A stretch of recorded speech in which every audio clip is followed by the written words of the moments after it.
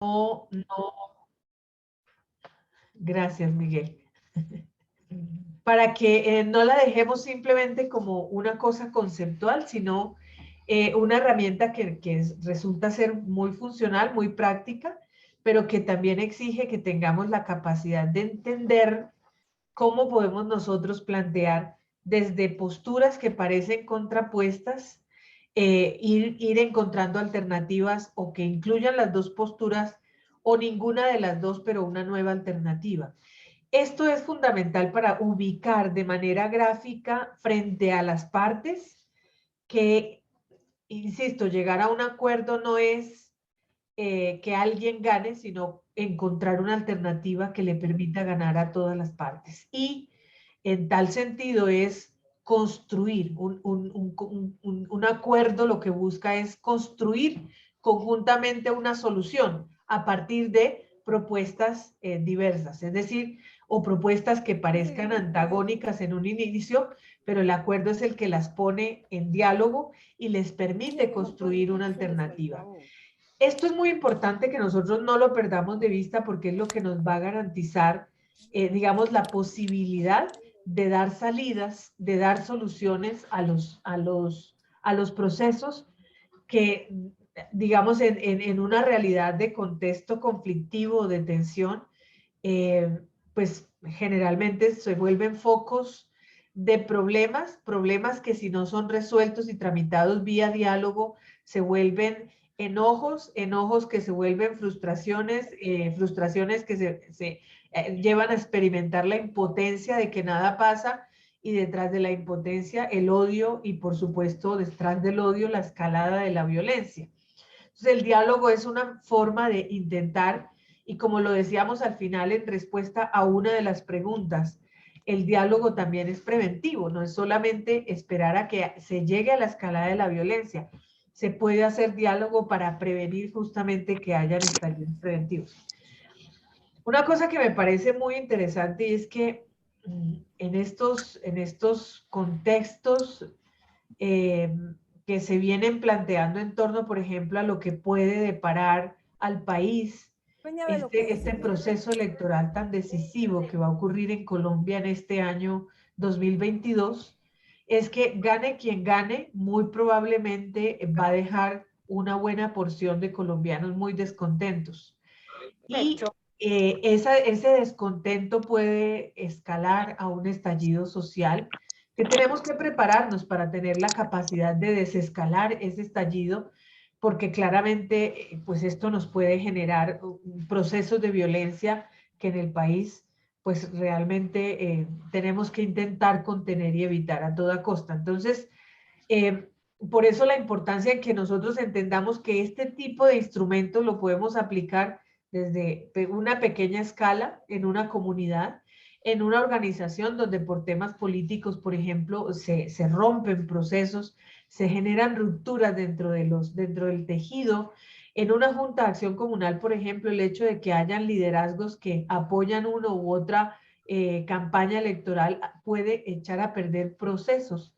Hemos experimentado en muchos territorios de este país cómo un proceso electoral deja destruido procesos que nada tiene que ver con las elecciones, pero la situación electoral termina por afectar y arrasar con esos procesos precisamente por la falta de diálogo para ponerse de acuerdo en alternativas que representen no anular alguna de las partes, sino respetar el libre derecho que cada quien tiene de militar, de apostarle a ellas, pero pensando siempre en una alternativa que represente el bien mayor, que ha de ser la inclusión del libre derecho, insisto, a optar por una propuesta u otra, pero el bien mayor en este caso, que es la comunidad, cómo podemos trabajar perfectamente entre verdes, rojos, azules, amarillos, teniendo la capacidad de ponernos de acuerdo en qué es el bien mayor para la comunidad, indistintamente de las militancias que tengan los liderazgos y los miembros de una comunidad.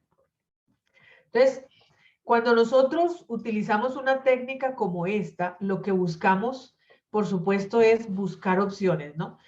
¿Cómo exploramos entre las distintas posturas, la A y la B, ¿sí? ¿Cómo podemos dar respuesta al planteamiento tanto A como el B y ver si desde allí se puede encontrar una alternativa que incluya las dos, una alternativa que no incluya ninguna, pero que responda de otra manera, o una alternativa que sencillamente desestime las anteriores y simplemente tenga la capacidad de descubrir o de construir una nueva alternativa, pero ya de consenso, es decir, con la nueva mirada de las partes, porque ha habido la capacidad de ponerse de acuerdo en una vía alterna a la que originalmente habían planteado.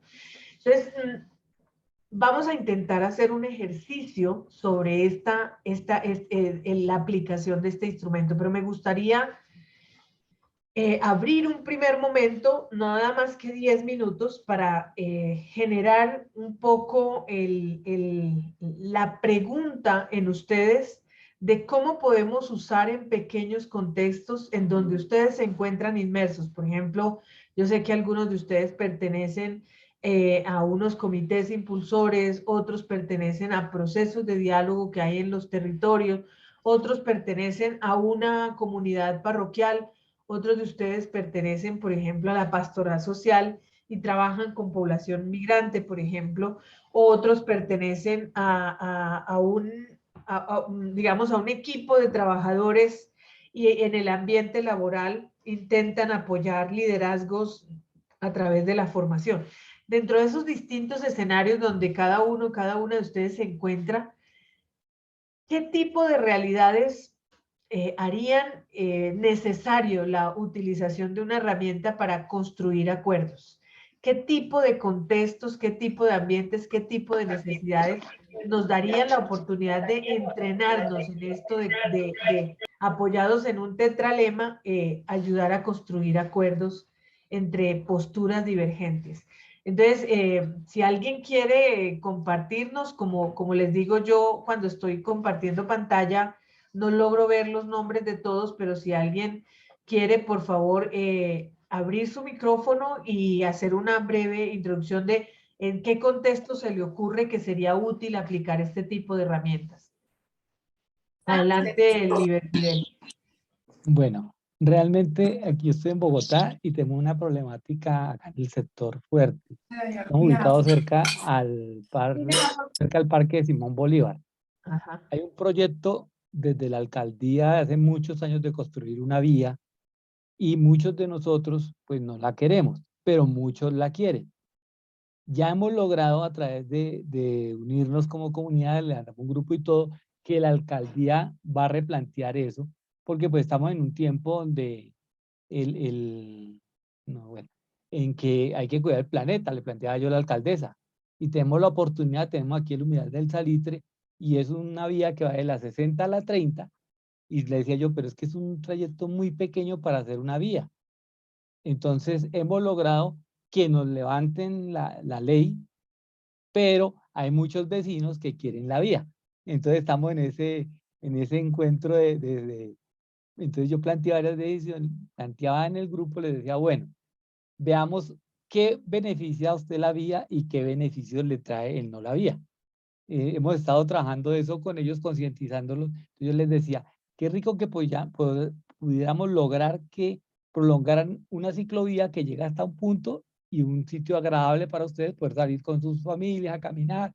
Hemos estado en ese trabajo y siempre ha sido un poco dificultoso porque muchos tienen el concepto ladrillo y de montar eso de la mente es muy difícil. Pero bueno, ahí estamos. Es un proyecto que hay acá en la localidad de Barrios Unidos, en Bogotá. Entonces es un proyecto muy interesante y hay un encuentro entre manzanas y peras ahí. Entonces estamos intentando decirles, bueno, pues busquemos la mejor opción entre el grupo para que la comunidad quede tranquila.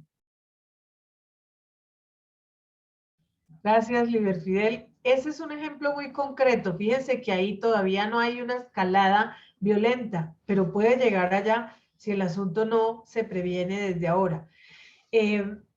Ahí está hablando claramente de que hay una alternativa que apareció, sea por iniciativa del gobierno distrital o por quien haya surgido, pero está ahí como un trazo, digamos, de una vía.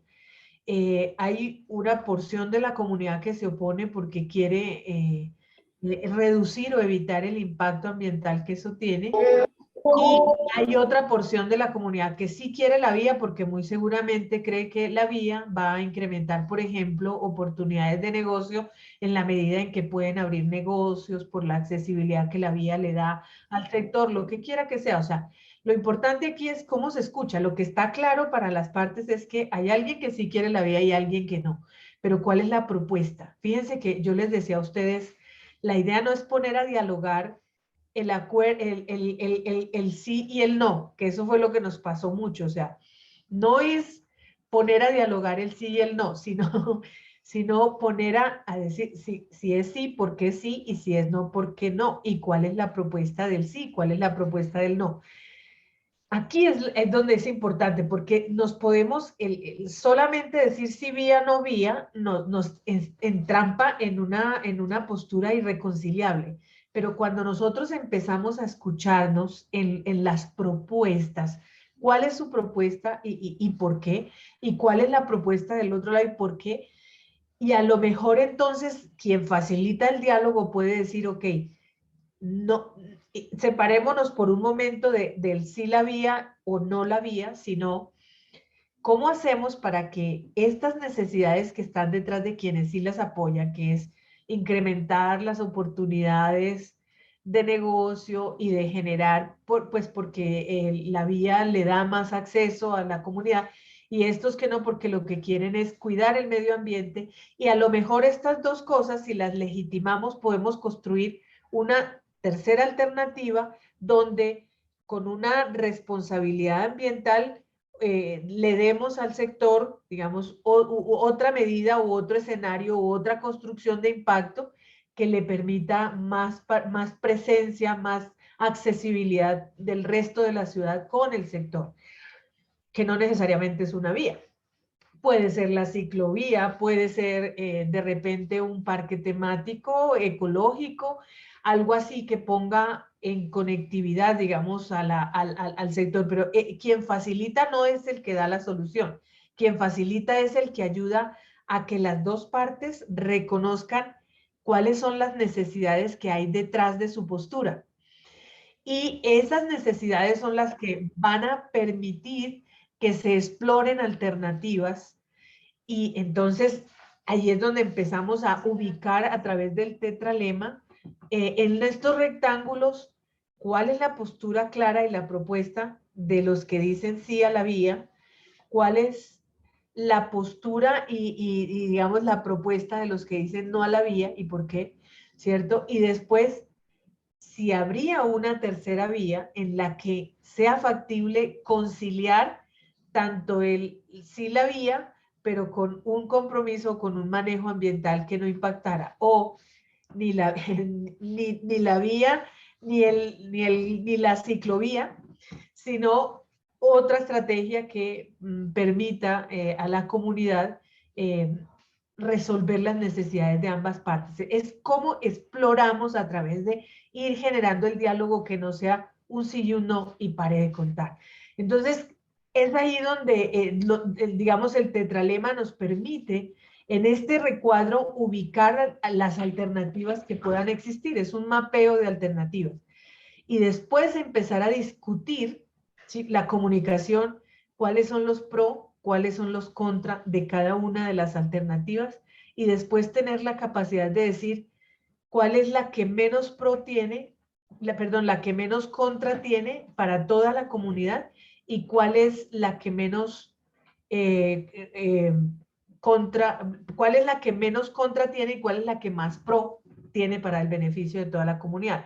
Y entonces a lo mejor las posturas empiezan a movilizarse un poco y son capaces de decir, no es lo que queríamos, pero esta alternativa es la que mejor, digamos, satisface las necesidades de todas las partes.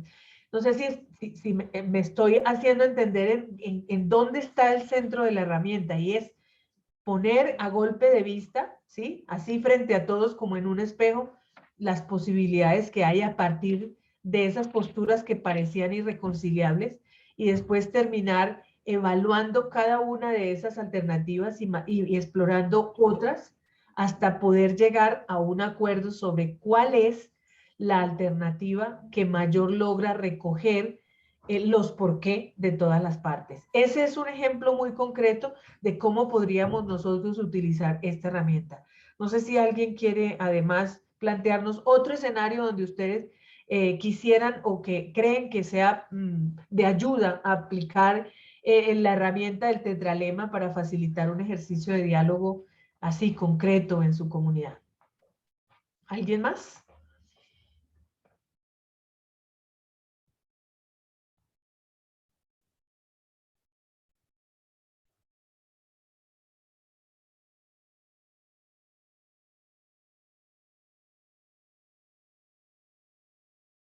Bueno, entonces, no se les ocurre por ahora. Ahora quisiera invitar a las personas que están aquí participando del diplomado, pero que trabajan en pastoral social con distintos procesos de cualquier naturaleza, de emergencia, de procesos de protección, procesos de reconciliación.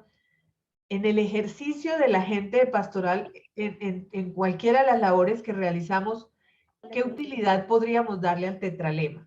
¿Quién quiere, por favor, participar de los colegas? Pues no quiero llamar con nombre concreto.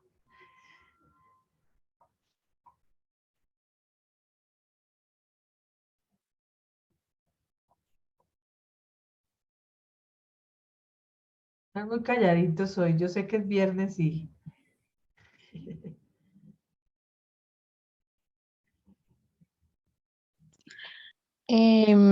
Yo, Adelante. bueno, uno de de las comunidades que acompañamos desde FICOMPAS, digamos que se ha tenido como iniciativa de construcción de paz el mejoramiento de la infraestructura comunitaria para elaborar, hacer como unas placahuellas. Hemos tenido un inconveniente porque la calle donde se quería como hacer el mejoramiento de la vía, las casas están muy salidas. Entonces toman gran parte de la calle y pues digamos que según dicen las personas de la junta y los demás vecinos, pues que eso no hace parte del perímetro de la vivienda, sino que son espacios comunes, son ya calle. Entonces pues ha tenido dificultades porque dicen que la gente tiene que correr sus casas y pues los dueños de las casas no quieren porque el espacio realmente es muy pequeño. Se les comería gran parte de la casa, la entrada, etcétera. Y también se ha tomado como la decisión de que se los corren a las buenas o a las malas, o la otra es que no se hace por ahí el mejoramiento de vivienda. Muy bien. El- Cómo crees tú, Saray, que sería útil aplicar una herramienta como el tetralema para facilitar este ejercicio o más bien este espacio que estás planteando? Ese es un caso muy concreto y muy común, más de lo que creemos. Es decir, muchas veces los obstáculos de los proyectos que hay en una comunidad están en dificultades que tienen los mismos miembros de la comunidad para sacarlo adelante porque tienen, por ejemplo, no hay titularidad de la tierra, otros porque sus construcciones han sido hechas sin las normas de planeación y entonces están afectando, digamos, el desarrollo urbanístico como está contemplado en el POT, por ejemplo. Entonces, eso ya de por sí los pone en riesgo frente a cualquier cosa que se quiera emprender para un plan de mejora en el territorio concertado con las autoridades, por ejemplo. Entonces, no es ni siquiera que la situación los pone en conflicto con las autoridades, sino que entre ellos mismos hay unas dificultades precisamente para lograr materializar. ¿Cómo crees tú, Saray, que esta herramienta podría ser de utilidad para dar respuesta a esta situación que se está presentando en la comunidad que ustedes acompañan como FICOMPAS? Me hubiera encantado haber tenido esta clase un mes atrás. Pues realmente lo que hemos podido hacer es que se ha citado a la comunidad, a las personas que están impulsando como las iniciativas que hacen parte del comité de nosotros, los vecinos como que no están muy de acuerdo, o sea, que tienen como dificultades con la junta, digamos, los liderazgos que no, nunca se han podido llevar, digamos que han logrado que estén participando de esos espacios. Y las personas implicadas como en la calle, que son los dueños de la vivienda. Entonces, lo que hemos hecho es como tratar de convocarlos a una reunión, de que toda la gente esté como entera y pues que digan como qué posibilidades hay. Digamos que algunos de las personas sí dijeron, bueno, nos corremos, pero no nos corremos tal vez todo el espacio que ustedes quieren, sino es algo muy mínimo. También pues otras personas han propuesto como que se pueda de pronto ubicar a las personas, pero digamos que es un tema complicado y pues eso básicamente es lo que se ha hecho, pero digamos que no, pues no se ha podido solucionar bien el tema, sino que se hizo como bueno, no vamos a hacer las dos cintas de la placa huella, esa fue la última como propuesta, porque era se hacía, no se hace o corremos a la gente. Entonces la propuesta que se logró, digamos, como de ese debate, es que para la placa huella se tiene que hacer como dos cintas. Em, entonces dijeron, otra gente propuso también que se hiciera en otra calle, ya que la gente no se quería correr, etcétera, pero la mayoría de gente que viene participando y realmente toda la comunidad transita por ese sector. Entonces dijeron, no, sí es necesario que lo hagamos por ahí, pero entonces no hagamos solamente, no hagamos las dos cintas, sino un solo lado, mientras se soluciona eh, el tema de las viviendas y así mientras tanto también la gente puede subir mejor, entonces nada más se hizo como una sola cinta, digamos. Pero fíjense que ahí hay un ejemplo muy concreto que aunque no tuvieron el cuadrito puesto enfrente, más o menos como lo está planteando Saray, se dio en esa lógica. Digamos, una primera postura es hacer la placa huella, pero por supuesto eso exigía reubicar o replantear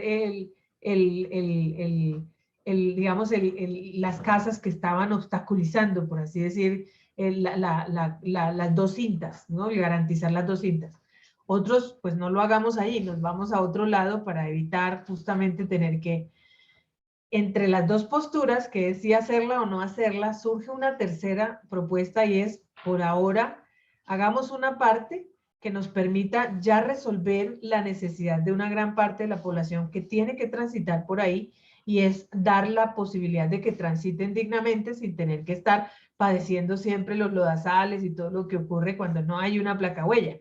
Mientras también se puede hacer gradualmente. O sea, creo que esa es una tercera alternativa que logra satisfacer lo uno y lo otro, pero claramente queda ahí un pendiente de seguir dialogando y es, uno, seguir posicionando el beneficio mayor que trae a toda la comunidad si se garantiza que queden con una placahuella completa y bien hecha.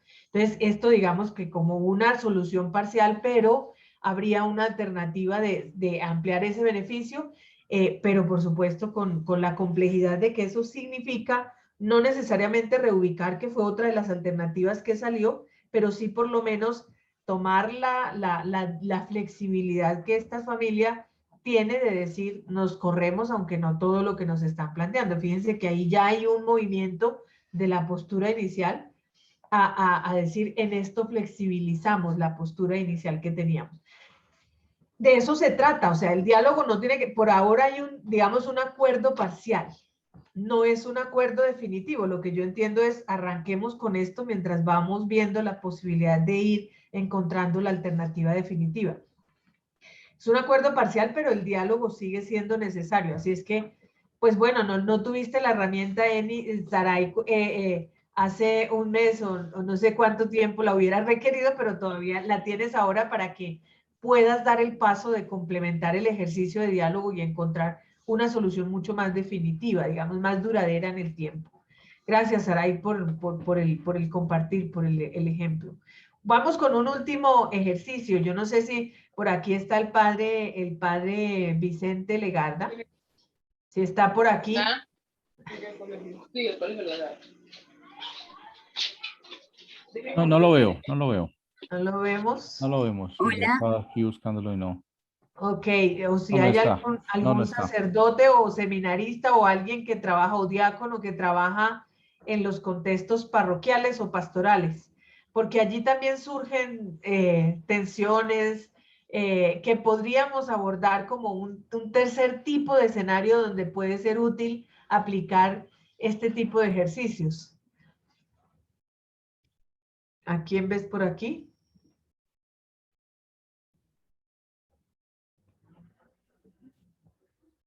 No. Ninguno. No, Vale. ahí no. Ahí está mirando y no. Buenas noches. Buenas noches. Sí. Bueno, mi nombre es Vanessa Escobar. Yo trabajo con el padre Vicente Legarda desde Pastoral de Ok. Ipiales.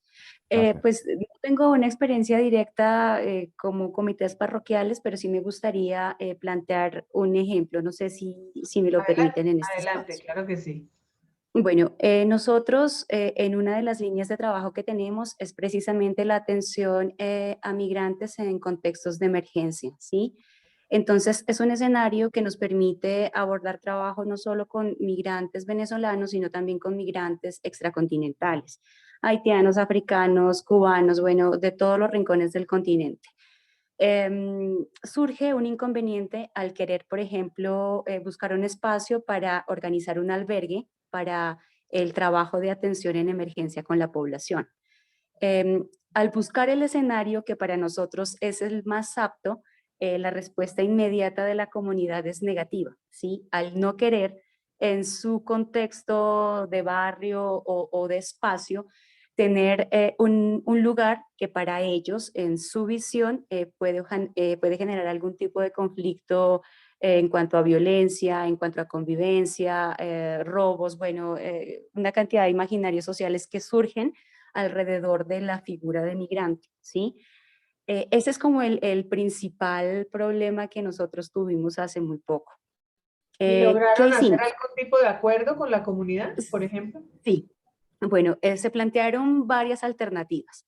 Entonces, de entrada, la comunidad decía no, y es no, y aquí no entran, y no se contrata, y no. Comenzamos un proceso de sensibilización con la comunidad para que entendieran por qué era necesaria la presencia de un albergue precisamente en ese espacio. O sea, no obedecía como a un capricho de que tiene que ser en este sector, sino que obedecía, por ejemplo, a unas lógicas de tránsito, a unas lógicas de distancia, ¿sí? Y en ese momento la postura de la comunidad seguía siendo negativa. ¿Por qué apoyan a los venezolanos sabiendo que los colombianos tenemos tantas necesidades? ¿Sí? Entonces, ese panorama nos abrió varios escenarios de diálogo, ¿sí? Que inicialmente fue como lo más bonito. ¿Por qué? Porque pudimos poner al uno en los zapatos del otro y al otro en los zapatos de ese extranjero, ¿sí? Partiendo de eso. ¿Cómo negociamos para poder tener el albergue en ese espacio? Primero, capacitando a la comunidad de acogida y segundo, pudiendo ofrecer alternativas laborales a las personas que vivían en ese espacio y que no tenían trabajo. Entonces, ¿qué se necesitan? Manipuladores de alimentos, personas que hagan servicios, por ejemplo, de aseo. Si se necesita un abogado y en el sector hay una persona que cumpla con el perfil, poder generar la contratación. Y lo hicimos de esa manera. Y realmente pues ya llevamos en ese espacio más o menos 2 años y la comunidad de alguna manera no solo ha ido entendiendo la necesidad, no solo se ha vinculado laboralmente durante más de 2 años, que es el tiempo que lleva el albergue en ese espacio, sino que también no solo ha aprendido, porque llega alguna persona y ellos, aunque no tengan la información completa, al menos aprenden a guiar a las personas para que lleguen a un lugar donde les puedan brindar la atención. Bien, muchas gracias, Vanessa. Súper ejemplo. Mira, ahí está muy claro estos 3 recuadros del rectángulo, del tetralema. Por ejemplo, la postura A es la de la comunidad, digamos, más bien, la de la pastoral, que necesitamos y este lugar es ideal por estas y estas razones. Esta es nuestra propuesta, construir aquí un lugar de acogida. La postura B, ubiquemos en este caso, es la de la comunidad receptora que dice no, no porque, y fíjense que empiezan a dar argumentos, pero detrás del argumento emerge una necesidad que la pastoral pudo escuchar. Y es, detrás de la propuesta es no porque es que además se corre riesgo, se aumenta la inseguridad, que ese es el imaginario, pero luego emerge la necesidad. Y las ayudas que a ellos les dan, nos deberían dar a nosotros que somos pobres y también necesitamos. Entonces surge una alternativa y es cómo logramos tanto la A como la B, es decir, respondemos a la necesidad de contar con un albergue, que es la propuesta de la pastora, pero le garantizamos a la comunidad que también ellos se van a beneficiar porque la mano de obra que se requiera para atender este lugar va a beneficiar a trabajadores de esta comunidad. Ese empleo que no existía y que al permitir van a ustedes a contar. Fíjense que ahí están optando por una alternativa que recoge tanto la postura A como la postura B. No la recoge directamente en el no, porque el no no es una postura, en realidad, ni hay una propuesta allí, pero sí hay una necesidad. Interpretar la necesidad es la que nos permite encontrar ese bien mayor. Ahí es donde yo insisto mucho, mire, si en algo un facilitador puede generar opciones para el diálogo, es a partir de una profunda escucha de la necesidad detrás de, ¿sí? De la necesidad detrás de. Yo siempre insisto mucho en eso porque también es la pedagogía bíblica en el Nuevo Testamento, es decir, en los encuentros de Jesús que detonan conversión en los demás, siempre está la alternativa en la que Él abre una nueva posibilidad para el ser humano cuando detrás del pecado que todos ven, los moralistas de la época, los fariseos de la época, porque solo estaban poniendo como lente la ley, bajo la lente del amor, Jesús es capaz de ver detrás del pecado la necesidad capital. Diplomado. Y en este sentido, Dura 7:30, 8:30. Por favor, exacto. Por eso es tan importante porque el crear opciones dependerán mucho de la capacidad que nosotros tengamos de actuar sin prejuicios desde el amor, no desde la ley, sino desde el amor. Y desde ese amor tener la capacidad de escuchar cuál es detrás de las posturas y de las emociones, las necesidades, que a veces por miedo, por pena, no tiene la capacidad la gente de plantear, de ponerle nombre, ¿sí?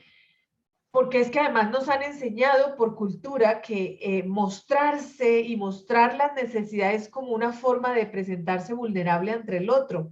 Y en cuanto tantos años del uso de la violencia como el camino, del uso de la fuerza como el camino para obtener resultados, pues por supuesto que mostrarse vulnerable no es una alternativa y entonces por eso la agresividad y el no a secas. Entonces, por eso el diálogo es tan importante en una sociedad como la nuestra, porque es la posibilidad de encontrar alternativas de resolución de problemas que eviten justamente llegar al uso de la fuerza y que más bien nos permitan tramitar desde la no violencia, digamos, estos escenarios de conflictividad. Pero gracias, Vanessa, es un súper ejemplo que nos muestra con claridad cómo la pastoral logra a través de este tetralema, sin tenerlo metodológicamente intencionado, pero claramente nos dice la postura A, pastoral, necesita un albergue, la postura B, la comunidad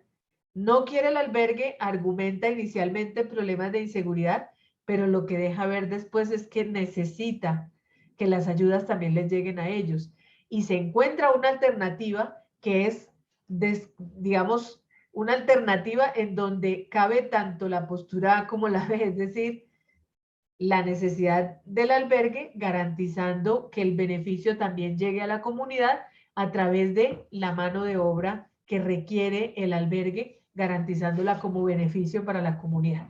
Entonces, fíjense que ahí hay un ejemplo muy concreto del uso que le podemos dar a este tipo de herramientas. Generalmente las herramientas salen desde historias como las que ustedes han contado, y que se le va dando una estructura sistemática y finalmente logramos construir una pedagogía y una metodología que nos lleva a esto. Entonces, esto no nació porque alguien se lo inventó así ya hecho, sino que la práctica de varios escenarios de diálogos sistematizados llevaron a esto. Entonces, lo que hemos hecho aquí es, a partir de ejercicios muy concretos de ustedes, entender cómo es que funciona una herramienta metodológica para favorecer acuerdos. Liber, ¿alcanzaste a levantar la mano? ¿Querías participar? Y realmente, sí, realmente quería compartir algo muy parecido que sucedió en un espacio territorial en la Julia, cerca a la Uribe. Allí unos muchachos, un grupo llegó a poblar un espacio territorial, pero los campesinos de la región entraron en conflicto, porque pues no iban a esperar. Entonces buscamos que tuvieran encuentros de que ellos también iban a participar y que desde los proyectos que ellos iban a generar iba a haber trabajo tanto para el campesinado como para los nuevos integrantes de ese espacio. Entonces fue un poco difícil porque pues ellos decían, nosotros tenemos nuestra tierra, ¿cómo así que vienen unos extraños? Y aparte pues ya con toda la cosmovisión que tenemos frente a ellos, el repudio y todo, pero se logró acuerdos y les llevamos a los mismos campesinados de que iban a tener diferentes fuentes de ingresos, no solo desde la agricultura, sino también generar unos espacios de turismo desde lo ecológico que ha generado bueno, ha comenzado a dar nuevos ingresos a la región, pero fue muy difícil al comienzo. Entonces, viendo entre la A y la B, entre la manzana y la pera, llegar a un encuentro de que decidieron tomar de pronto mango, que es la fruta de la región, naranja y eso, pero fue muy interesante ese acuerdo entre ellos que todavía hoy está dando un fruto, que es a largo plazo porque pues estos llevan unos añitos y pues ellos también comenzaron a hacer cultivos, pero cultivos más amigables con el medio ambiente, más ecológicos, y llevar a una sociedad ganadera a transformarse en su mente y todo, y ver que ahora están pasándose de la ganadería a la agricultura o buscando el espacio de turismo ecológico, y todo eso ha sido muy interesante en esa región. La persona que comenzó, él ya falleció y pues dejó el proyecto, pero hubo quien siguiera desde el espacio territorial.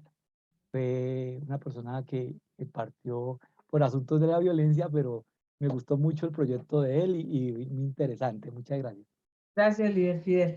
Miren, con esto lo que quiero hacer acento es que el tetralema es una herramienta, a mi criterio, sencilla, de las más sencillas que conozco, que permite hacernos visible que el acuerdo es el resultado de una decisión entre varias opciones y la opción que mejor satisface las necesidades de las partes que antes encontraban en sus propuestas un motivo más para seguir conflictuando. Es decir, plantea soluciones distintas que nos ayuda a encontrar entre la oposición de blanco y negro, las escalas de colores y de grises que pueden haber, para terminar entre todas esas escalas identificando una alternativa, la que propicie un bien superior. Es decir, el bien superior es el que es capaz de incluir a las necesidades de ambas partes al máximo posible.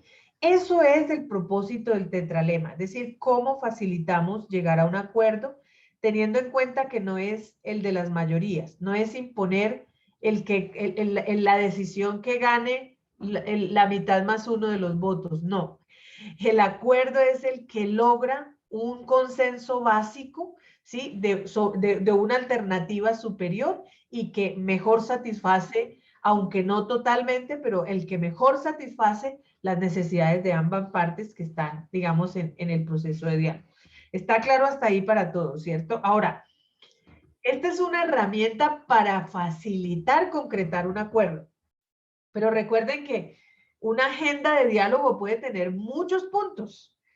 Aquí pusimos casos muy concretos en que si la vía, que si el centro de asistencia para los para los refugiados o emigrantes, pusimos ejemplos muy concretos de un solo tema, pero cuando hay procesos complejos que tienen mucho más de un tema, viene el problema, porque esos procesos de mucho más de un tema en la agenda pues tienen, revisten de especial dificultad. Algunos temas nos resultan más fácil. Recuerden que en la sesión tras anterior, no en la de la semana pasada, sino en la de la semana anterior, yo les hacía énfasis en eso. Empiecen siempre por el tema más sencillo, es decir, por el punto de la agenda que genera menos enojo, por el que hay más facilidad y disposición de hablar y encontrar soluciones. Y dejen los más difíciles, los más complejos al final. ¿Por qué razón? Porque el proceso de diálogo nos va educando, va haciendo toda una pedagogía del encuentro. Entonces, el hecho de arrancar por el más sencillo es aprender a dialogar en medio de un contexto más sencillo. Y aunque se va incrementando la complejidad, cuando llegamos a esos temas mucho más complejos, ya hemos crecido en confianza, hemos crecido, recuerden que también hablaba las dimensiones del diálogo precisamente porque se ha ido ampliando el espectro del diálogo para lograr mayor comprensión de todas esas visiones que hay detrás de todas esas necesidades, porque ya hay un conocimiento y un reconocimiento mutuo mucho más ampliado. Entonces, por esa razón, digamos, esto es una herramienta para un punto, pero esta misma herramienta, si en la agenda de diálogo hay 10 problemas que resolver y ponerse y lograr acuerdos, pues tendremos que hacer 10 tetralemas y arrancando siempre desde lo más sencillo hasta lo más complejo. Ahora, eso ocurre en varias sesiones de diálogo. Es probable que el punto más sencillo en una sola sesión la saquemos adelante, pero también es muy probable que los más complejos se tome meses dialogando. Y no podemos cansarnos, no podemos cansarnos. Eso significa que las sesiones de diálogo no pueden ser programadas pensando en que a cada sesión un acuerdo, porque no es así, no funciona así. El facilitador tiene que ir midiendo en qué punto están. Recuerden que también hemos visto en sesiones anteriores que muy probablemente se atoren un punto porque necesitan estas vocerías que están aquí en el ejercicio de diálogo replegarse y volver a hacer diálogo intragrupal, cada quien con los suyos y decir qué podemos, ahí está otra contrapropuesta, qué podemos flexibilizar de nuestra parte y luego volver. Entonces, un punto puede requerir distintas sesiones entre diálogo intragrupal y diálogo intergrupal. Ahora, esas sesiones tienen que ser documentadas. Vamos a tener una siguiente sesión con nuestra colega Laura Ñungo, que nos va a mostrar por qué es tan importante documentar la información para luego hacer pedagogía de los acuerdos que se van logrando. Porque si no logramos que todo el mayor número posible de sectores que están dentro del proceso, así sea a través de unas vocerías, tengan la misma información, la suficiente información, porque la desinformación es la gran enemiga de los procesos de diálogo. Entonces, por eso la importancia de que todo vaya quedando documentado. Entonces, hay que diseñar metodológicamente las sesiones de diálogo y luego hay que documentar lo que va aconteciendo en cada sesión, perdón. Entonces, aquí hay un ejemplo, una matriz muy concreta y sencilla de cómo diseñar metodológicamente una sesión de diálogo. ¿Qué es lo que esperamos que cambie? Entonces, ¿cuál es el tema que vamos a abordar en esta sesión y qué esperamos como cambio al final de esta sesión? ¿Cuál va a ser el lugar y la fecha, el tiempo asignado, los puntos que vamos a alcanzar a abordar? Porque para un punto de la agenda pueden salir varios subpuntos dentro de la sesión para abordar. ¿Cuál va a ser la metodología? ¿Quiénes los responsables? ¿Y qué recursos nos exigen? Si por allá dijimos de lo simbólico, entonces conseguirse una olla de barro para conseguirse un video para ambientar cierta cosa, conseguirse unos carteles para poder hacer cierta ambientación del lugar, pues estos son recursos que nos exige preverlos y poder también eso determinarlo dentro del diseño metodológico de la sesión de diálogo. ¿Quién va a ser de moderador o más bien de facilitador de la sesión? ¿Quién va a ser el relator, el que está documentando? ¿Y quién va a estar dando apoyo en la logística? Que puede jugar uno de los otros roles que vimos en la sesión pasada. Por ejemplo, el de la logística puede ser también el referee en términos de administrar el tiempo, administrar las reglas de juego que pactaron al inicio de la sesión. Y entonces, si recuerdan que convinimos que intervenciones de no más de 3 minutos. Entonces, está ahí midiendo, ojo que nos comprometimos a esto, pueden dar otros apoyos dentro de los distintos roles que hay. facilitador, documentador de la sesión y el logístico, que puede ser también un referee. Luego tenemos la documentación como tal del proceso de diálogo. Aquí hay un ejemplo sencillo de cómo podemos ir documentando lo que pasa entre una sesión y la otra. Entonces, por ejemplo, en el ejemplo que nos contaba Saray sobre la comunidad en Bogotá, podemos intentar sobre este formato volcar lo que hasta ahora se ha avanzado en cuántas sesiones. Se puede volcar aquí, pero también podemos diseñar las futuras sesiones para llegar a una solución más definitiva sobre el tema de la placa huella. Entonces, vamos documentando en cada sesión qué pasos se fueron dando. Entonces, el lugar y fecha, cuál era el cambio o el tema que queríamos resolver, quiénes participaron, nombre completo, qué tipo de actor, sector o institución representa y cuál es el rol dentro del proceso, si es vocero, si es un participante, si es garante, cuál es el rol que está teniendo dentro del ejercicio. Y luego, cuáles son los puntos de la agenda, porque, insisto, el hecho de que haya un punto de diálogo puede ser desarrollado en distintos pasos de agenda dentro de una sesión de diálogo. Aquí está cómo es el desarrollo de la agenda, que tiene que ver más con lo metodológico. ¿Quién planteó qué, de qué manera? ¿Sí? Para ir documentando las percepciones, las posiciones, los intereses y necesidades. Miren, aquí es donde ustedes pueden identificar qué hay detrás de esas posturas, ¿sí? ¿Cuáles son las percepciones, las posiciones, los intereses, las necesidades?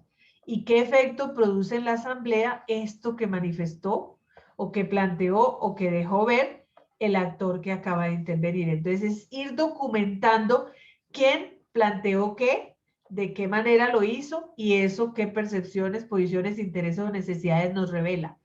Y a partir de eso qué impacto tiene en el grupo, en la asamblea o en algún otro actor.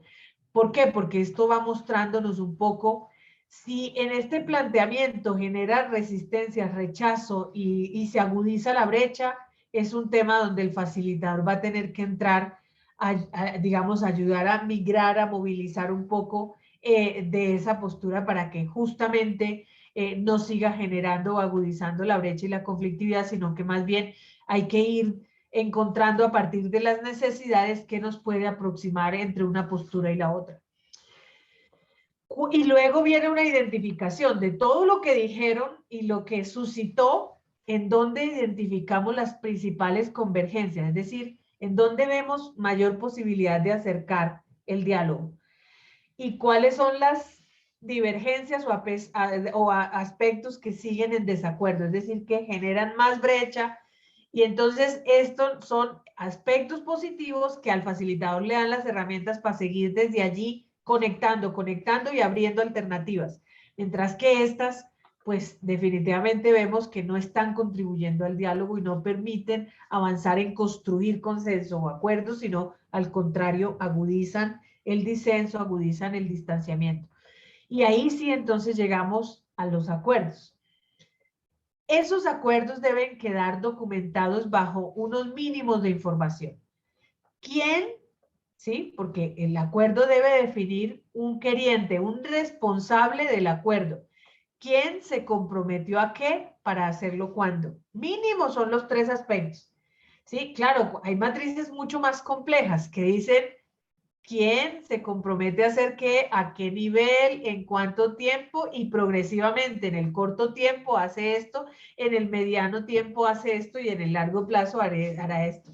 Pero luego eso qué implicaciones tiene. En algunos casos, cuando son matrices muy complejas de diálogo, es si ese compromiso implica, por ejemplo, presentar una iniciativa legislativa para corregir un problema con la comunidad.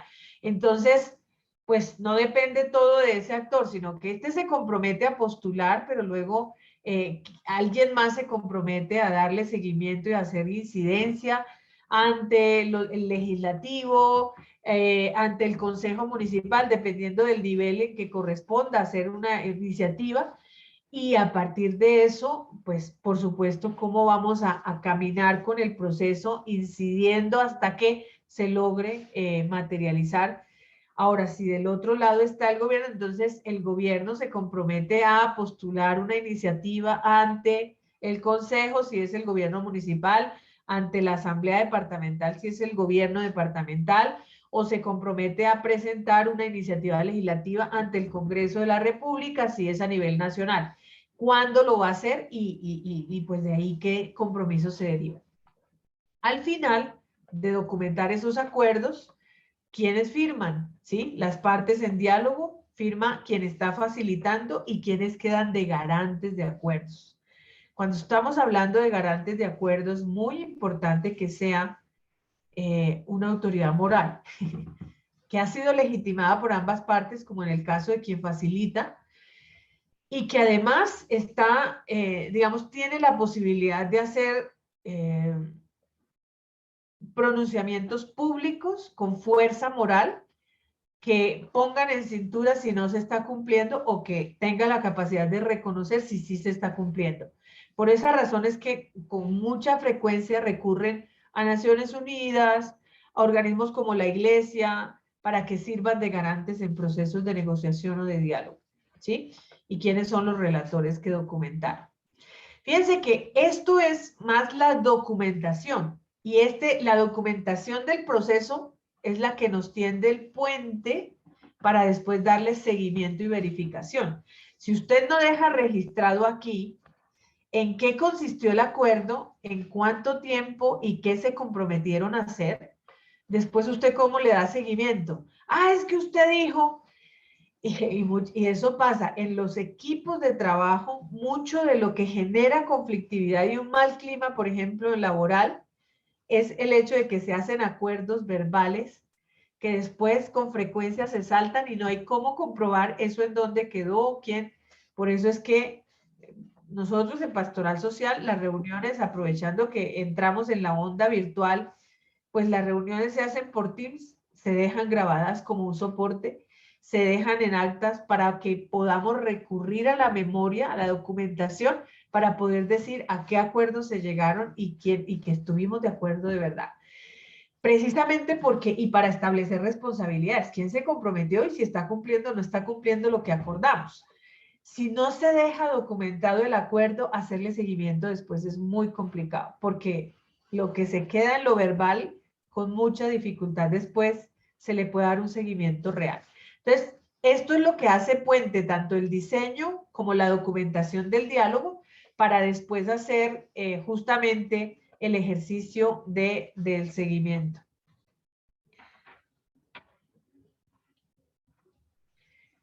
Hasta aquí cerramos con ese bloque fuerte de lo que significa lograr acuerdos.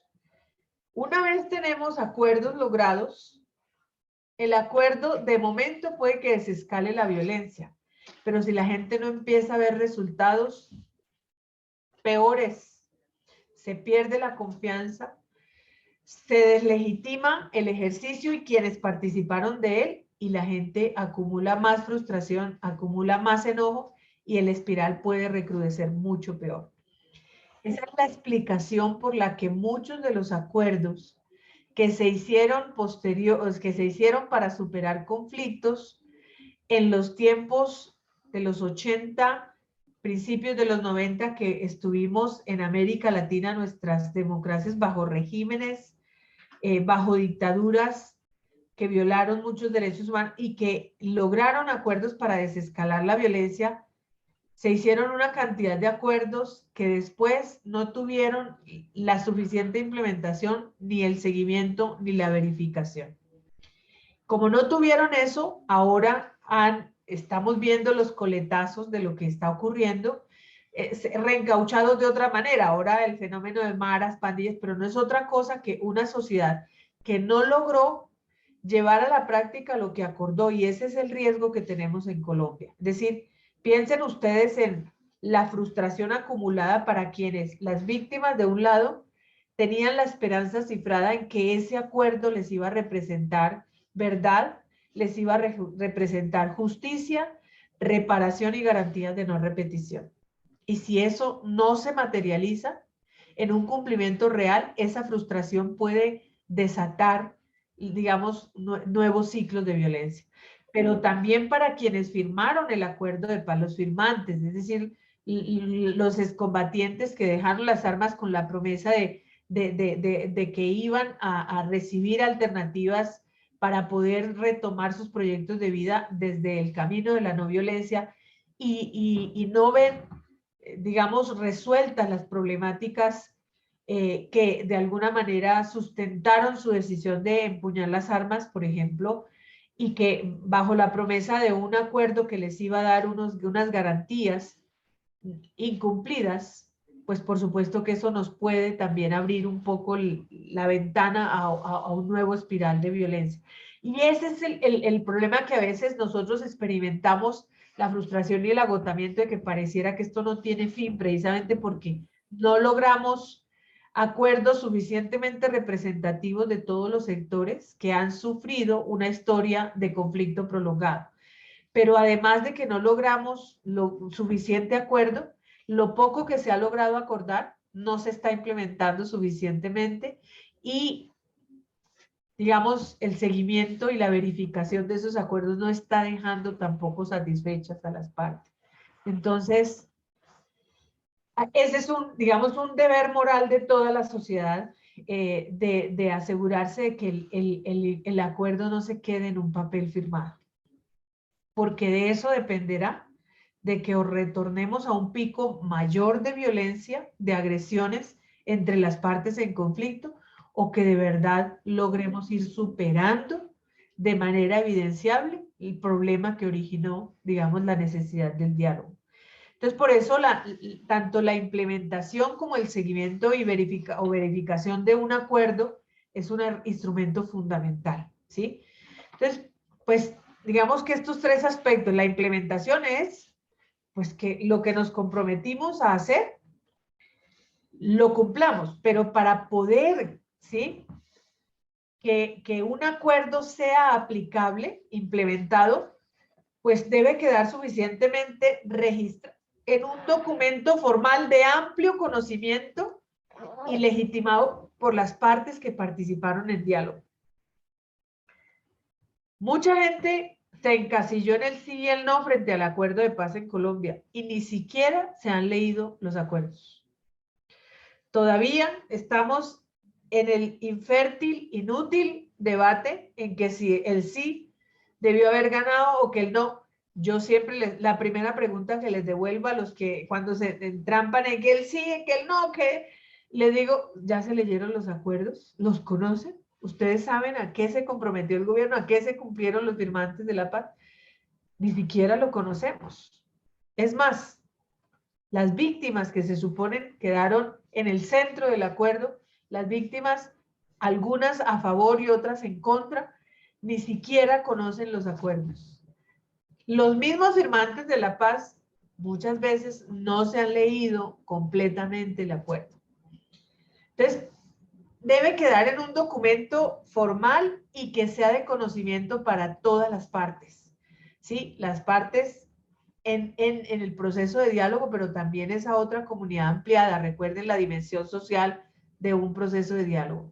¿Sí? La dimensión social es todo aquello escenario que impactó el conflicto, que también tiene que estar por lo menos informado suficientemente.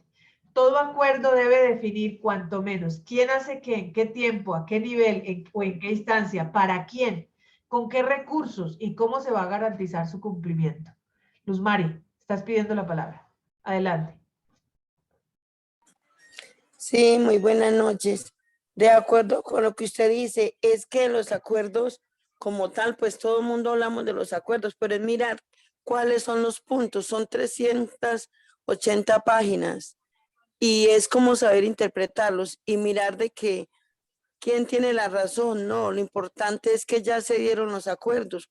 Fue algo que se pactó y que no tiene dueño. Los acuerdos no son ni el presidente ni el señor Timochenko que firmaron el acuerdo. Los acuerdos son de toda una sociedad y somos la sociedad en general, los directos responsables, los que debemos de hacer que eso se cumpla y apropiarnos de los acuerdos, de saber entender el porqué de las cosas, cuál fue la razón. Y yo pienso que para que haya una verdadera reconciliación y se pueda cumplir los acuerdos, hay que empezar es primero a hacer conciencia, a como a esclarecernos, a socializar bien lo que se estableció y a mirar las necesidades y las razones que obligaron a determinadas personas a coger un arma y a mirar de que hay que desarmar los corazones, no basta con desarmar las manos, hacer dejación de un fusil, sino desarmar los corazones de odio, de venganza, de rencor, de una cantidad de cosas. Y mirar sobre todo que todos somos seres humanos, todos somos colombianos y que cada quien tiene derecho a rehacer su vida, a cambiar y a demostrarle a la sociedad qué está dispuesto a hacer. Entonces eso es como lo más importante, estoy muy de acuerdo con su opinión. Eso sería y muchas gracias. Gracias, Luz Mari. Miren, cuando yo les digo un acuerdo no es simplemente decir, nos pusimos de acuerdo en esto, sino que el acuerdo debe quedar formalmente documentado y decir claramente quién hace qué, en cuánto tiempo, a qué nivel o en qué instancia, para quién va a ser el beneficiario de esa acción, con qué recursos lo pienso hacer, porque muchas veces por calmar los ánimos van funcionarios, se comprometen a cosas que después no tienen los recursos ni en sus ministerios y eso no se pensó, no sé, entonces no definen con qué recursos se piensa hacer y pues eso es un acuerdo que se va a ver frustrado. ¿Y cómo se va a garantizar su cumplimiento? Digamos, la garantía de su cumplimiento, ¿dónde está? Eso luego se deriva en una dimensionar qué le va a implicar a ese quien responsable de ese punto del acuerdo, qué le va a implicar. Entonces le va a implicar, insisto, presentar un proyecto o gestionar o implementar un fondo, o le va a implicar, no hay nada peor y más dilatorio de una implementación de un acuerdo que claramente devela la falta de voluntad, que digan, le vamos a establecer una mesa para que definan el mecanismo. Eso es macumba. Está destinado a fracasar porque si usted quiere que algo no funcione, cree una mesa. Realmente lo que se trata es que se dimensione desde entonces con claridad, o sea, que la gente sepa que si se comprometió, por ejemplo, el gobierno nacional o el gobierno departamental a hacer X respuesta o X solución, ¿qué le va a implicar? Le va a implicar garantizar un fondo que va a salir vía COMPES tampoco, porque también dice, si usted quiere, un COMPES no se le niega a nadie, dice dentro de las instancias de gobierno, sino vía, por ejemplo, un fondo que tiene el gobierno para tal cosa. De ahí nos vamos a comprometer con tantos recursos para tanto tiempo para financiar esto. ¿Qué le implica? Pero además eso debe tener una regulación que está con el ministerio tal, entonces le implica que el ministerio X, que es el de Economía, le garantice al ministerio tal, que es el que va a tener que implementar el acuerdo como tal, y entre el uno y el otro van a trabajar bajo este mecanismo de coordinación, y entonces ahí sí puede haber un mecanismo tripartito entre el ministerio X, el sector privado y la comunidad beneficiaria, para que entre los tres definan cuál va a ser la participación de las partes. Estoy diciendo aquí un ejemplo X. Pero es definir una ruta de implementación con tiempos en el corto plazo, qué hacemos para la solución más inmediata, en el mediano plazo qué y en el largo plazo qué, ¿sí? ¿Quiénes son los actores responsables? ¿Cuáles van a ser los canales de articulación, de comunicación y de coordinación? ¿Y cuál va a ser el plan de mitigación de riesgos? Díganme ustedes, ¿quién no podía prever que después de un proceso de desarme o de entrega de armas, no queda en vulnerabilidad quien las está entregando? Porque hay personas que quedaron, digamos, con el dolor y la afectación y que pueden estar leyendo en ese gesto de que están recibiendo, digamos, rebaja de penas o otro tipo digamos, de justicia que no es la punitiva a la que estamos todos tan acostumbrados. Y eso genera rabia y genera, todos sabemos que en esos contextos la persona que entrega el arma queda vulnerable, queda en riesgo.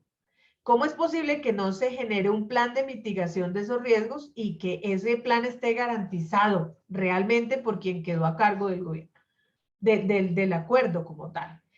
Eso estoy hablando en casos complejos como el que conocemos en Colombia, pero por supuesto, pueden haber plan de mitigación en términos de que lo que se pactó fue una obra que podría tener un impacto ambiental adverso para la comunidad. Entonces, ¿cuál es el plan de mitigación para que esa obra no vaya a tener ese impacto ambiental negativo? Definir quién va a hacer el control a qué nivel, ¿sí? ¿Quién va a verificar el cumplimiento por las partes? ¿Quién va a definir las instancias garantes del acuerdo y reportes a quién sobre el avance en el cumplimiento y los mecanismos para la aplicación de correctivos en caso de que no se estén cumpliendo cabalmente el acuerdo? Mecanismos de información suficiente y transparente a los destinatarios de la implementación de las acciones derivadas del acuerdo. Fíjense que este nivel de minucia es el que va a permitir hacer un seguimiento real. Debe contar con una estrategia de comunicación y pedagogía para todas las partes. Este punto lo va a desarrollar en la siguiente sesión la colega Laura. Y luego, algunas herramientas que pueden apoyar un seguimiento de acuerdos. La documentación o relatoría en cada evento. O sea, si aquí podemos decir, miren, en la sesión de tal día llegamos a este acuerdo y ahí definimos que esto es un instrumento para hacer seguimiento porque quedó registrado, quedó firmado por las partes y entonces después nadie puede decir, eso yo no lo dije. Ahí quedó documentado. Entonces, la documentación o la relatoría de cada momento del proceso es fundamental para hacer seguimiento.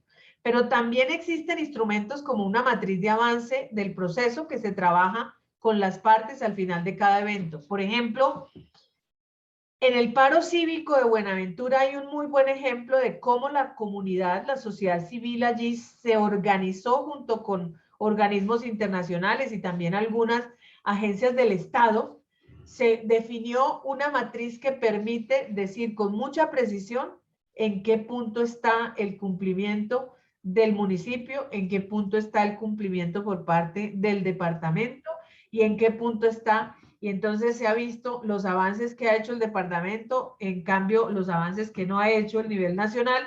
Es perfectamente posible porque ellos han hecho por niveles las responsabilidades temporales y, por supuesto, esa matriz de seguimiento que ha sido elaborada con el apoyo de Naciones Unidas y de Pastoral Social, justamente se le ha podido dar un seguimiento mucho más detallado de todo lo que representaron los acuerdos producto de lo que se conoce como el paro cívico de Buenaventura. Las evaluaciones escritas por las partes del diálogo, las actas, los comunicados, las valoraciones de aquellos que hacen de garantes, las revisiones periódicas o evaluaciones que se hacen con cortes periódicos. Es decir, el seguimiento de un acuerdo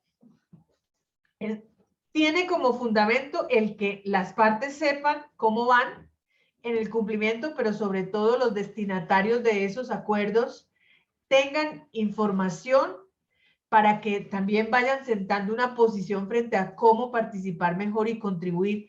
Lo que decía Luz María ahora es algo que no le pertenece ya a las partes, sino que todos aquellos que son destinatarios de ese acuerdo tienen que apropiárselo. Y el seguimiento es una forma muy concreta en la que la ciudadanía, la sociedad civil tiene que participar de cualquier proceso de diálogo. Es decir, si un acuerdo no se rodea de ciudadanía, va a ser muy complicado, porque si eso lo dejamos entre los egos institucionales y de las partes, es muy complicado que logren avanzar un poco en la implementación. Ese seguimiento, pues, es fundamental para que vaya transformando los conflictos. Miren que el acuerdo logra desescalonar de momento la violencia, pero el seguimiento de a la implementación de los acuerdos es lo que permite que ese conflicto se vaya transformando y que se vaya desescalando y se haga sostenible lo que se va logrando.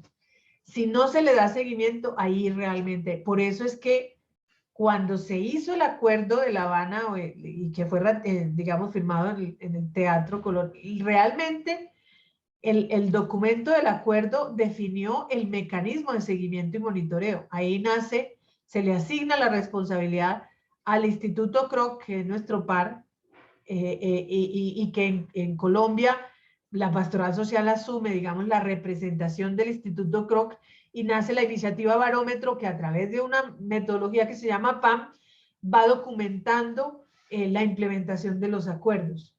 Y esa implementación, es decir, ese seguimiento y verificación pues la pueden hacer, podemos contratar la cantidad de investigadores y documentadores para que vayan aplicando esa herramienta, pero si no tiene la participación de la ciudadanía diciendo, a ver, el gobierno dijo y entregó cifras de que tantas personas se han beneficiado con tantas iniciativas, pues la gente que ya conoce la realidad es la que puede decir, sí, claro, esas son las cifras del gobierno, pero aprovechó el trabajo que ha hecho la pastoral social y lo contabilizó como su cumplimiento, pero en realidad no lo ha hecho el gobierno. Es decir, la perspectiva de la comunidad es fundamental porque eso que se puede traducir en cifras para que el gobierno quede bien, o eso que se traduce en cifras para que la otra parte quede bien, en realidad la gente diga, eso no es del todo cierto. Todavía se pueden haber dado ciertos pasos, pero todavía no hemos logrado que se desmonten los egos, se desmonten las arrogancias,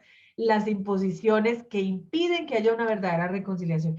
Y todavía no estamos generando la cohesión y todavía las víctimas no están en el centro de esa implementación. Seguimos siendo las víctimas como el que sigue perdiendo en este punto. Entonces, esa contramirada que tiene que dar la ciudadanía es la que le hace falta al mecanismo de monitoreo y evaluación o seguimiento del acuerdo de paz en Colombia. Entonces, por eso es tan importante que la ciudadanía sienta que debe conocer el acuerdo, se lo debe apropiar, pero que tiene que participar en el seguimiento, porque es la única manera que tenemos de hacer del proceso de paz, digamos, un proceso de todos los colombianos. No hay otra forma, pero con estos niveles de desinformación es bien complicado que avancemos en esa dirección.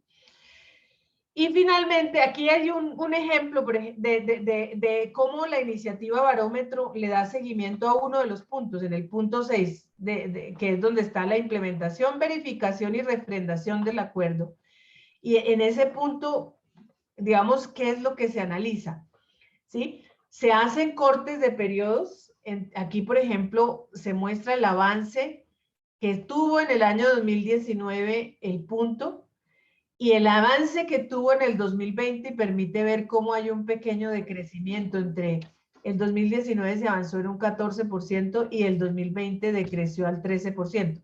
Eso puede tener explicaciones. Fue el año de la pandemia, puede tener explicaciones, pero la cifra de por sí ya lanza una alerta. Mire que en todos los porcentajes se bajó.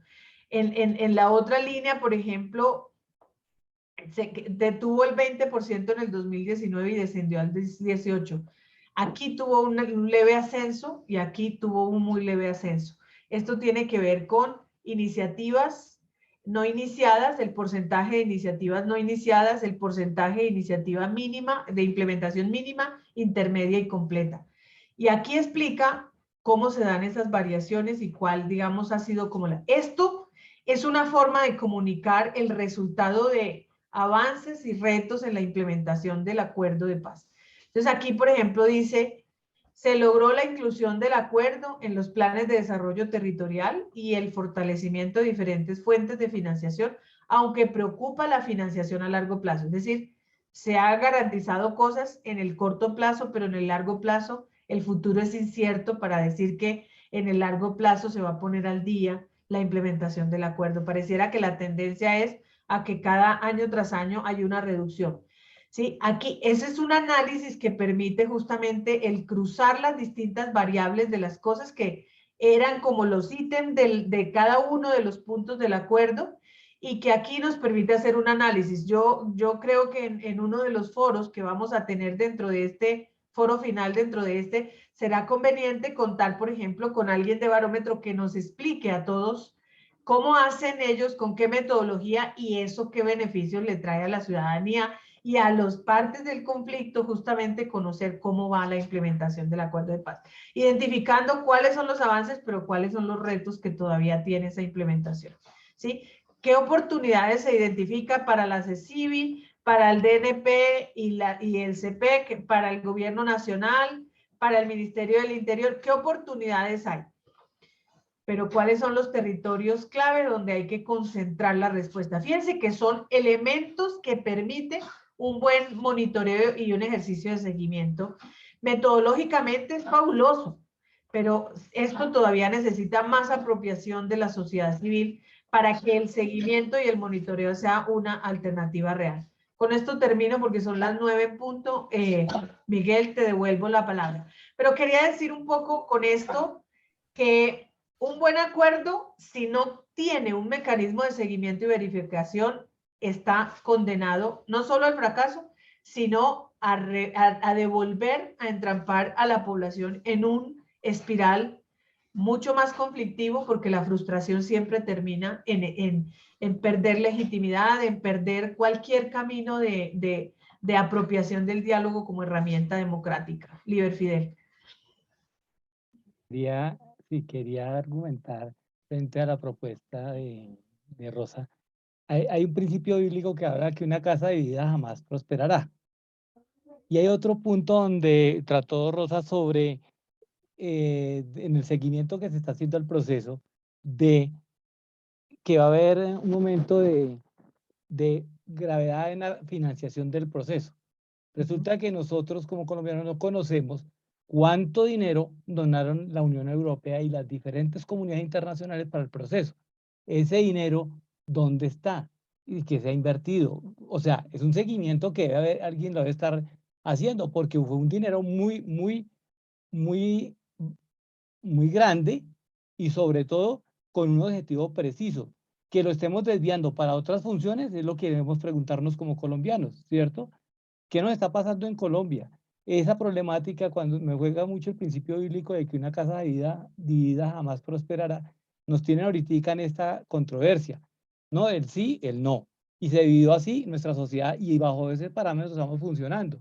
Qué tristeza que yo escucho a las comunidades, dentro de las mismas comunidades de fe, que tiene conflicto. Uno dice, pero ¿cómo así? O sea, ¿en qué estamos? Desde las comunidades de fe jugando y aún participando en asuntos de guerra. Entonces, no sé qué pasa en Colombia. Estamos tergiversando todo un principio de una paz que es algo global, que busca un bienestar general con algo tan sencillo como es lo mío, la individualidad del ser. No jugamos no buscamos el sentido comunitario, sino el sentido individual. Y eso nos lleva a otro tema que me imagino que nos va a tratar, que es el tema del consumismo tan fuerte que nos tienen. Muchas gracias. Gracias, Liber Fidel.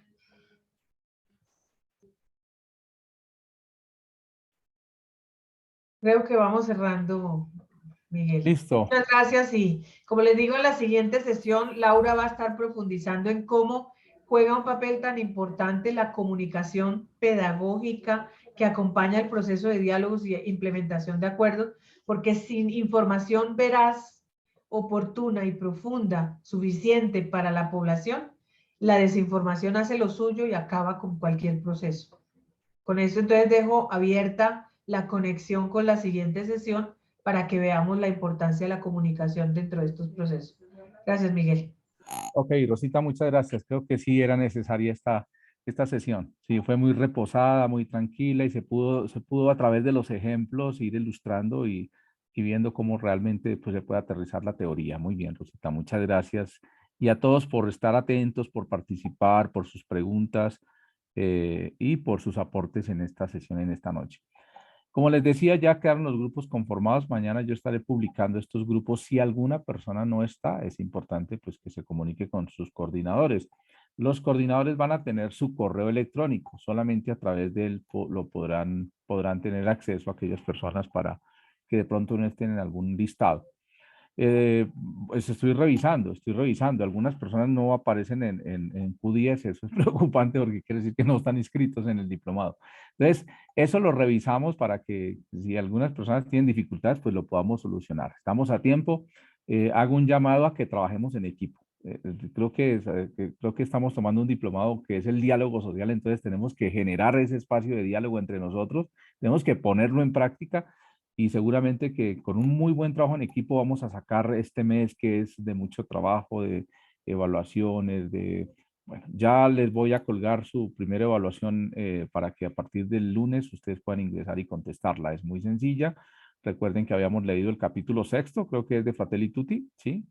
Si me recuerdan, creo que ya lo leyeron ustedes, pero ya lo tienen listo, creo que es ese. Señor. Okay. Ok, perfecto. Ya está leído el capítulo 6 de Fratelli Tutti. Entonces, sobre ese vamos a poner nuestra primera evaluación. Es una evaluación de elegir la respuesta correcta. Entonces, seguramente que va a ser muy sencillo. Lo pueden contestar con su libro en la mano. Y estará colgada a partir del lunes. El lunes ya la encuentran ustedes ahí en Q10. Sigamos haciendo el ejercicio. Por favor, quienes no han podido ingresar a Q10, me dicen. Recuerden que para entrar a Q10 lo tienen que hacer en los dos campos con el número de su cédula. Si algún número de su cédula quedó mal registrado, pues no los va a dejar ingresar.